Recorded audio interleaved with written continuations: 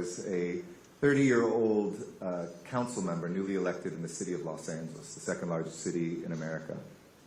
And Los Angeles, unlike most cities, owns its own Department of Water and Power. It's the largest municipal utility in the United States of America. And at the time, it was predominantly a utility run on coal. We own power plants and interest in power plants around the western United States and built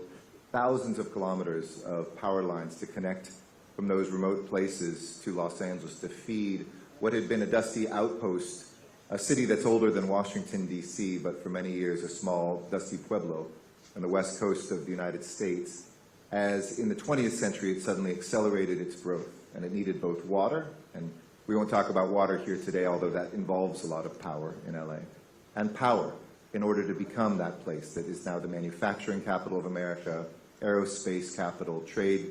capital, obviously the creative capital, maybe not just of America, but of the world with Hollywood, and so much more prosperity. But in 2001, we looked at what was happening. On a day like this in Delhi, it brings back memories of growing up in Los Angeles, where the air was the most polluted air anywhere in America. Where, like today, we were given warnings by our teachers, you cannot go outside and play, just as my daughter was given by her teachers today as I dropped her off at school. The cancer cluster that was on my street, both parents, my sister have all thankfully survived cancer, but 8 times between the two of them, and people who lived on our street right at the intersection of 2 main highways,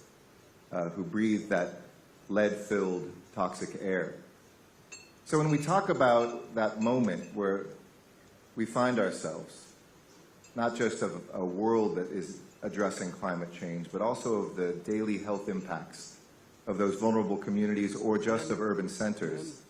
that India faces, that the world faces today, it brings me back to that year where we suddenly looked at a utility and said, how can we continue to spew the pollution that is choking our air? And also, at that point, we saw the evidence, because it had been a good 10 years of empirical evidence that it was also heating the world and changing our planet.